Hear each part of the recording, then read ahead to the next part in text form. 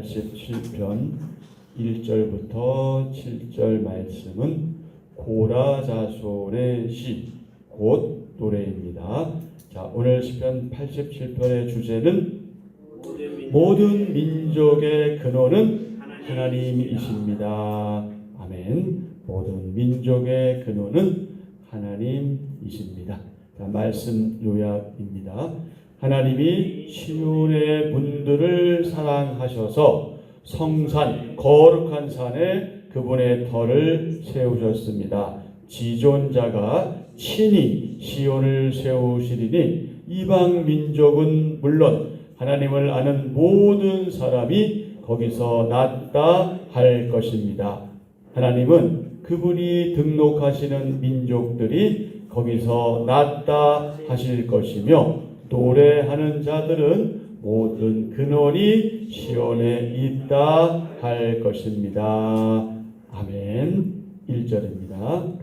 그의 터전이 성산에 있으며 여호와께서 야곱의 모든 거처보다 시온의 문들을 사랑하시는도다. 하나님의 성이여 너를 가리켜 영광스럽다 말하는도다. 나는 라합과 바벨론이 나를 아는 자 중에 있다 말하리라. 보라, 블레셋과 두로와 구스여 이것들도 거기서 났다 하리로다. 시온에 대하여 말하기를 이 사람 저 사람이 거기서 났다고 말하리니 지존자가 친히 시온을 세우리라 하는도다. 여호와께서 민족들을 등록하실 때에는 그 수를 세시며 이 사람이 거기서 났다 하시리로다. 노래하는 자와 뛰어노는 자들이 말하기를 나의 모든 근원이 네게 있다 하리로다. 아멘. 1절부터 3절의 소주제는 영광스러운 하나님의 성, 4절부터 7절은 열방은 하나님의 자녀. 87편은 예루살렘 성전을 생각하며 하나님의 꿈, 하나님의 비전을 노래하는 시입니다. 그 배경은 예루살렘이 그들의 죄악으로 멸망한 후에 이스라엘 사람들이 바벨론과 여러 나라에 흩어져 살던 때로 봅니다.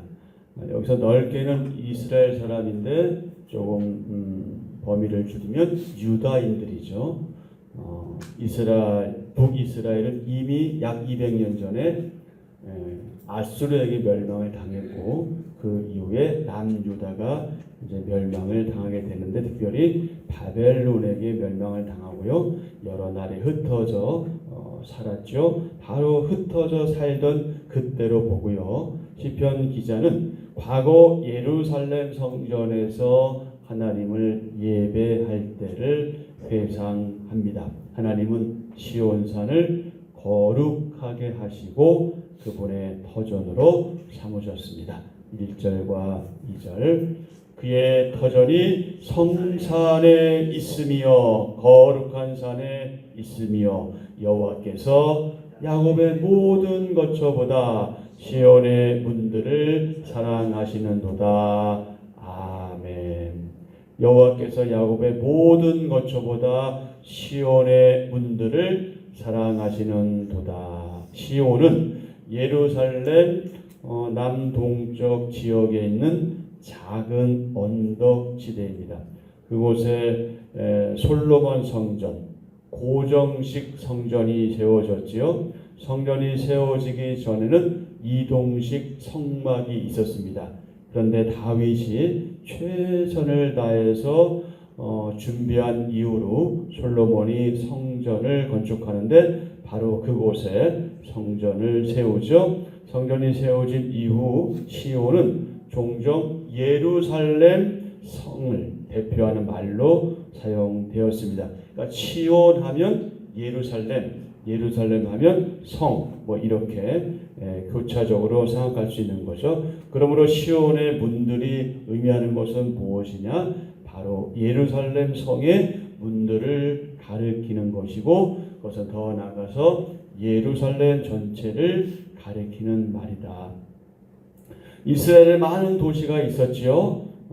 하지만 하나님은 시온을 다른 어느 곳보다 더 사랑하셨습니다. 왜요? 그 이유가 무엇입니까? 시온은 하나님께서 택하신 도성, 성이기 때문에 그렇습니다. 많은 사람이 시온을 가리켜 노래하죠. 뭐라고 노래합니까? 영광스럽다. 3절 하나님의 성이여 너를 가리켜 영광스럽다 말하는도다. 셀라.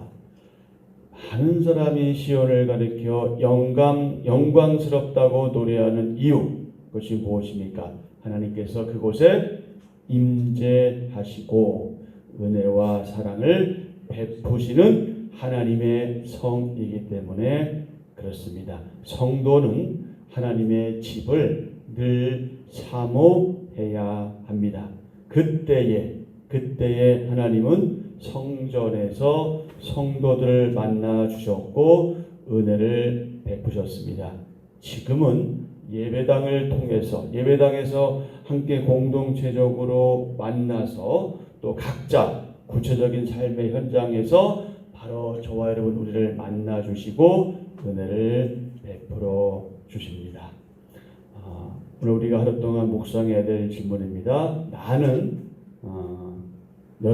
우리는 하나님의 집, 하나님의 성전, 건물로서의 성전은 이미 이 땅에 없지만 과거에 오늘 시편 87편에서 의미하는 그 당시 하나님의 성전, 지금으로 말하면 인격적 성전인 저와 여러분 그리고 우리가 함께 모이는 이 예배당을 얼마나 가치 있게 여기며 사랑하고 있는가 우리가 깊이 묵상하는 하루가 되었으면 좋겠습니다. 열방은 하나님의 자녀, 시온의 영광을 묵상하던 시편 기자는 하나님의 말씀을 듣습니다. 4절부터 마지막 절까지 나는 라합과 바벨론이 나를 아는 자 중에 있다 말하리라. 보라 블레셋과 두로와 구스여 이것들도 거기서 났다 하리로다. 시온에 대하여 말하기를 이 사람 저 사람이 거기서 났다고 말하리니 지존자가 친히 시온을 세우리라 하는도다. 여호와께서 민족들을 등록하실 때에는 그 수를 세시며 이 사람이 거기서 났다 하시리로다. 셀라. 노래하는 자와 뛰어노는 자들이 말하기를 나의 모든 근원이 내게 있다 하리로다.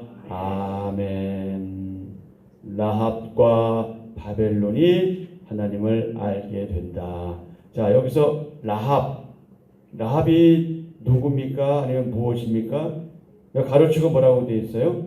애굽이라고 되어 있죠. 아주 친절하게 되어 있어요. 왜냐하면 우리가 라합 그러면 괜히 기생라합을 생각할까봐 여기 이제 애굽이라고 가로치고 기록하고 있죠.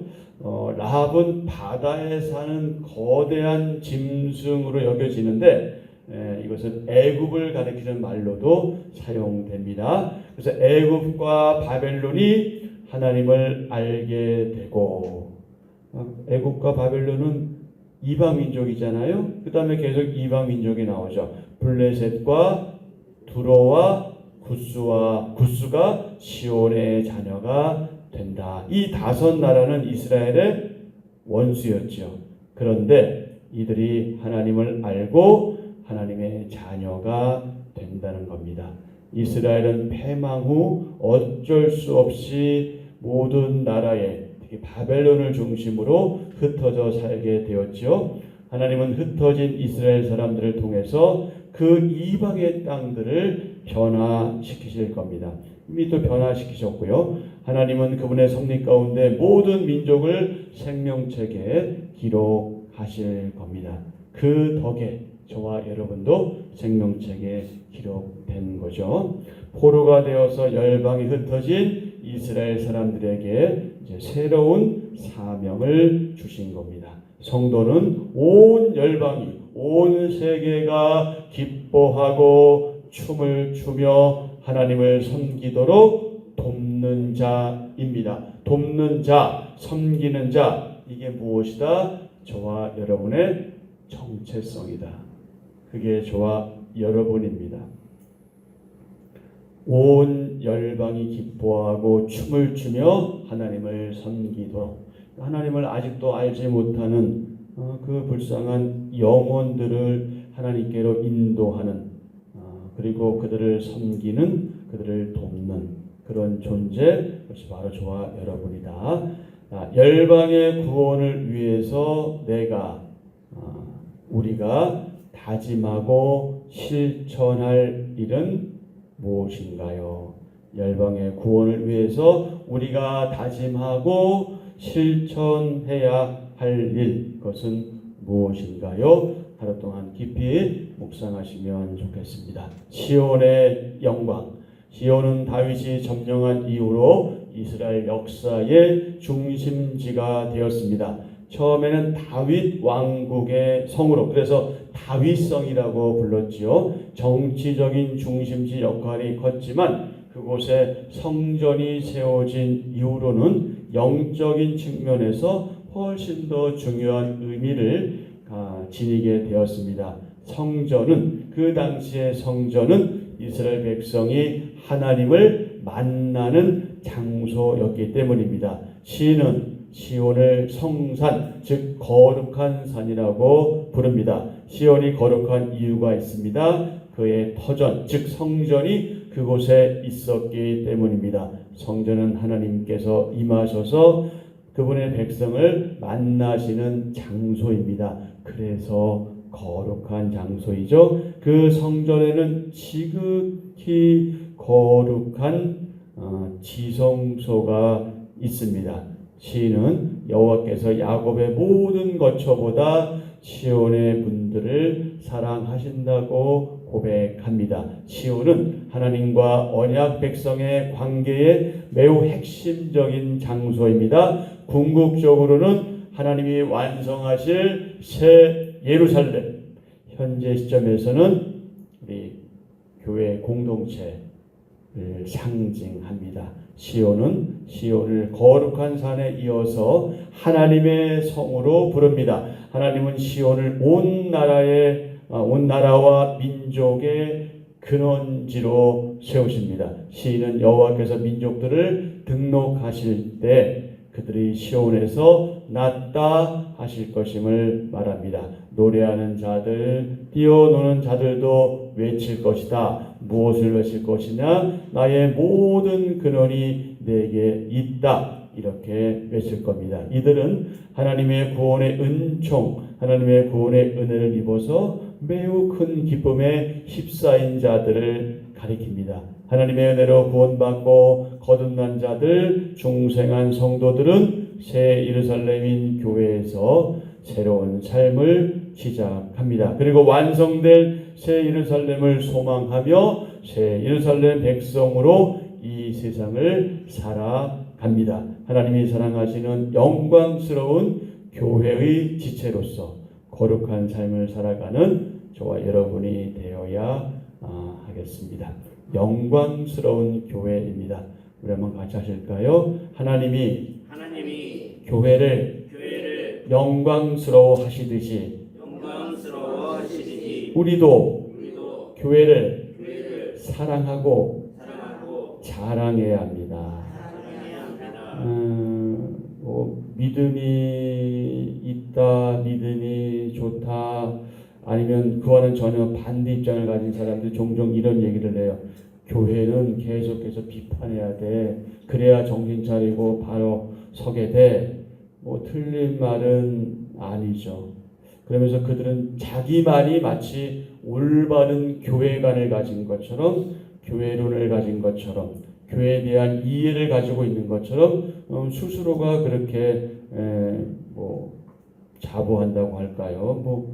그렇습니다. 하지만 여러분, 교회를 제대로 보기 위해서는 사람이 보는 시각이 아니라 하나님이 보는 시각으로 바라보아야 합니다. 무슨 얘기냐면 우리가 바라볼 때 교회는 사실 저하고 여러분이잖아요. 우리가 얼마나 연약하고 부족하고 그냥 흠투성이에요. 그러면서 자꾸 나를 바라보기보다는 상대방을 통해서 뭔가 나는 우월한 것처럼 우리가 착각하기도 하고 좀 부족하고 못한 사람들에 대해서 괜히 안 좋게 말하기도 하고 평가하는 그런 연약한 모습들이 우리 가운데 있잖아요. 그런데 하나님이 보는 시각이라는 게 무슨 얘기냐면 하나님의 눈에는 우리가 다 그냥 사랑스럽다는 거예요. 우리가 조금 잘못하고 우리가 서로 하나님 마음에 들지 않는 일들을 행할지라도 그런 하나님은 그런 우리조차도 계속해서 사랑하신다는 거예요. 그러니까 우리가 존재하지, 만약에 우리가 조금 잘못할 때 하나님 화내시고 진노하시고 그러신다면 우리가 어떻게 존재하겠습니까? 그래서 교회 생활이 뭐가 재미있겠어요? 우리가 살아가면서 좌충우돌하고 서로 불편할 때도 있고 뭐 서로 어떨 때는 그냥 주고받는 대화들이 좋지 않을 때도 있고 여러 가지 복잡한 상황이 있지만 우리가 그것을 잘 견뎌내기도 하고 또 인내하기도 하고 받아들이기도 하고 포용할 수 있는 것은 우리 모두가 다 한 가족이기 때문에 가능한 것이거든요. 영적인 가족이기 때문에 그것이 가능한 거죠. 그러니까 하나님의 눈으로 사랑스럽게 우리가 서로를 바라보아야 하는 거죠. 하나님 보시기에 영광스러운 교회라면 우리도 교회를 어떻게 여겨야 된다? 영광스럽게 사랑스럽게 여겨야 하겠죠.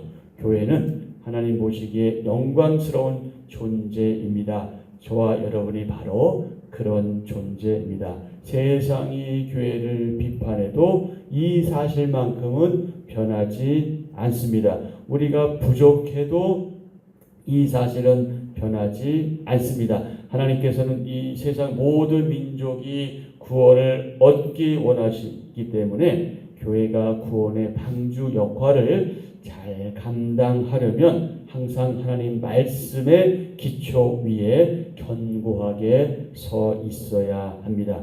교회는 가장 중요한 사명인 예배를 잘 감당해서 무엇보다 하나님의 영광을 선포해야 합니다. 저와 여러분 우리는 영광스러운 교회입니다. 그 영광스러운 교회는 이제 세계를 품고 나아가야 합니다. 그래서 세계를 품은 그리스도인이라고 말하죠. 세계를 품은 교회. 우리 그리스도인들, 우리 성도들은 세상을 바라보는 눈, 우리가 세상을 바라보는 눈은 불신자들, 비신자들, 하나님을 알지 못하는 사람들과는 전혀 다릅니다. 일반적으로 하나님을 알지 못하는 사람들은 그 세계관, 그 가치관이 누구에게 집중되어 있습니까? 오직 나 자신. 나만 잘 되는 것. 나만 제일 잘 나가. 이게 이제 하나님을 알지 못한 사람들의 세계관이죠. 가치관이죠. 나를 중심으로 세상이 세워졌고 세상이 어떻게 돌아가고 있는지를 따지고 그것이 나와 어떤 관련이 있는가, 그게 나에게 어떤 유익이 있는가, 이것에 많은 관심을 갖죠. 그에 비해서 우리 하나님의 백성인 성도, 교회는 세계의 중심이 하나님이시고 그분의 영광이 나타나는 공동체가 바로 저와 여러분 교회라고 여깁니다. 그래서 나 중심이 아니라 누구 중심? 하나님 중심. 그리고 내가 아니라 우리 형제, 자매, 지체 중심. 그게 우리가 나아갈 바죠. 그러니까 세계를 품은 그리스도인이라고 할 때 우리는 되게 선교를 생각하잖아요. 뭐 외국에 나가든 뭐 지방에 나가든 가서 우리가 거기서 선교하고 전도하고 복음을 전하는 것 너무너무 복되고 좋은 일인데 그것에 앞서서 또는 동시에 해야 할 일이 무엇이냐? 바로 내 주위에 있는 사람을 사랑하는 것입니다. 품고 나아가는 것이죠. 그것이 되어질 때 우리는 더 훨씬 더 말하자면 효과적으로 당당하게 나가서 복음을 전할 수 있게 됩니다. 여러분 우리가 성도들 간의 관계가 안 좋은데 그때 뭔가 우리 하나님 앞에 기도할 때 좀 기도가 잘 안 되는 이유가 무엇이겠어요? 부부 간의 관계가 안 좋은 상태에서 예배하러 왔을 때 특히 흔히 말하는 대표 기도할 때 뭐 우리가 적어오니까 기도는 하겠지만 그 마음 가운데 얼마나 많은 충동이 있고 갈등이 있습니까?